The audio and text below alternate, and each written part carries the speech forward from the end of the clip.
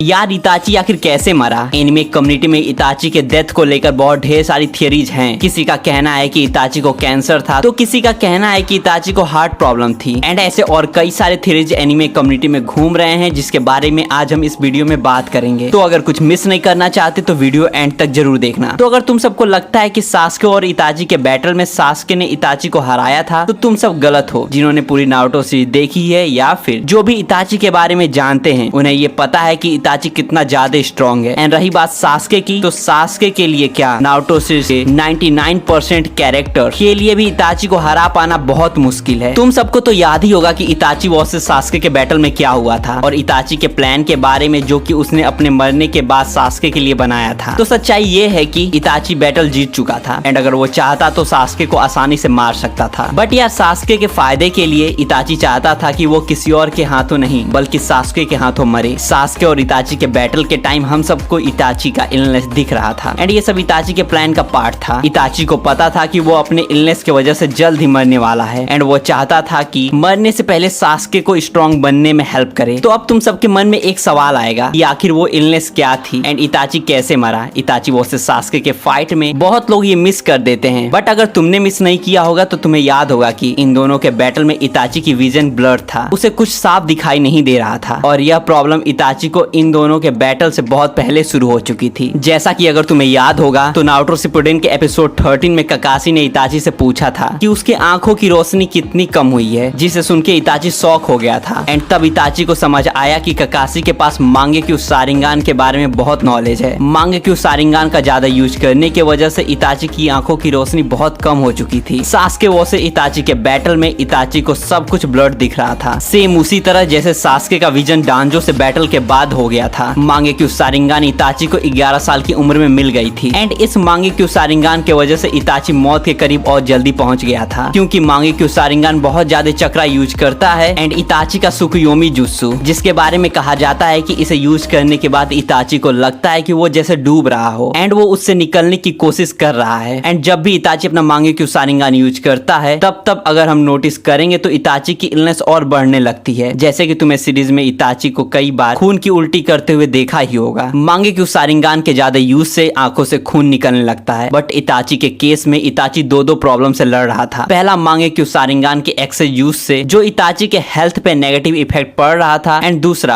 अपने mysterious illness से। And हमें कभी पता ही नहीं चला कि आखिर कब इताची बीमार हुआ। बट सीरीज के अकॉर्डिंग अगर हम अंदाजा लगाएंगे तो जब इताची ने 13 साल की उम्र में हिडन लीफ विलेज छोड़ा था, उसके बाद ही वो बीमार हुआ होगा, क्योंकि उससे पहले हमें कभी इताची के इलनेस का सिम्टम्स दिखा ही नहीं। मांगा एंड एनिमे में हमें ये बताया गया है कि इताची का ये मिस्टीरियस इलनेस उसे अंदर से मार रहा था, जिसके वजह से उसकी लाइफ बहुत तेजी से कम हो रही थी। एंड इताची डिफरेंट टाइप्स की मेडिसिन लेता था ताकि वो कुछ दिन और सरवाइव कर पाए, जिसका मतलब है कि शायद इताची वर्सेस सास्के के बैटल से पहले ही मर जाता। बट इताची ने सास्के के लिए अपने मौत को भी टाल दिया, एंड इससे हम ये अंदाजा लगा सकते हैं कि इताची का इलनेस कितना ज्यादा खतरनाक था। एंड इताची के पास बहुत कम टाइम था, बट फिर भी उसने वेट किया तब तक जब तक सास्के उससे लड़ने लायक न बन जाए। एंड अब मुझे समझ आया कि आखिर इताची कितना ज्यादा पावरफुल है। जैसा कि अगर तुम्हें याद होगा, जब इताची बिना किसी इलनेस के रीएनिमेट हुआ था, तब इताची ने नारुतो के 9 टेल फॉर्म को बहुत खतरनाक टक्कर दिया था। एंड मुझे लगता है कि इताची अगर चाहता तो शायद उस बैटल में वो नारुतो से जीत सकता था। अब कुछ लोग कहेंगे कि उस टाइम नारुतो अभी अपने 9 टेल फॉर्म को अच्छे से यूज करना नहीं जानता था। तो अगर तुम्हें याद होगा तो नारुतो और इताची के बैटल से पहले नारुतो के 9 टेल फॉर्म में इतनी स्पीड थी कि उसने रेकागे की स्पीड को भी बीट कर दिया था। बट आखिर इताची की डिजीज क्या थी? तो इताची के डिजीज से पहले हमें उसके सिम्टम्स को जानना पड़ेगा। तो चलो सबसे पहले उसके सिम्टम्स की बात कर लेते हैं। तो इताची को हार्ट प्रॉब्लम और चेस्ट में बहुत खतरनाक पेन रहता था, जो कि हमें इताची वर्सेस सास्के के बैटल में साफ दिखा है। एंड बैटल में ज्यादा चक्रा और मांगेक्यू शारिंगान यूज करने की वजह से वो पेन और खतरनाक होते जा रहा था, जिसके वजह से इताची लगातार खून की उल्टियां कर रहा था, और उसकी स्टेमिना भी बहुत कम हो गया था। एंड मुझे लगता है कि इताची को उस टाइम इसके वजह से सांस लेने में बहुत प्रॉब्लम हो रही थी। एंड बाकी उचिहा के कंपैरिजन इताची के आंखों से कुछ ज्यादा ही खून निकल रहा था जब भी वो मांगेक्यू शारिंगान यूज करता था। एंड या इताची के मरने के बाद हर एक नारुतो फैन के मन में एक क्वेश्चन जरूर आया था कि आखिर क्यों किशिमोटो ने इतनी जल्दी इताची को मार दिया। एंड हमें सीरीज में इताची बहुत कम दिखाई दिया। तो यार इस क्वेश्चन का आंसर तो नारुतो सीरीज के नेम में ही छुपा है, नारुतो शिपुडेन। इस सीरीज में पूरी स्टोरी नारुतो के अराउंड रिवॉल्व करती है। एंड बहुत फैंस का ये मानना है कि इताची का कैरेक्टर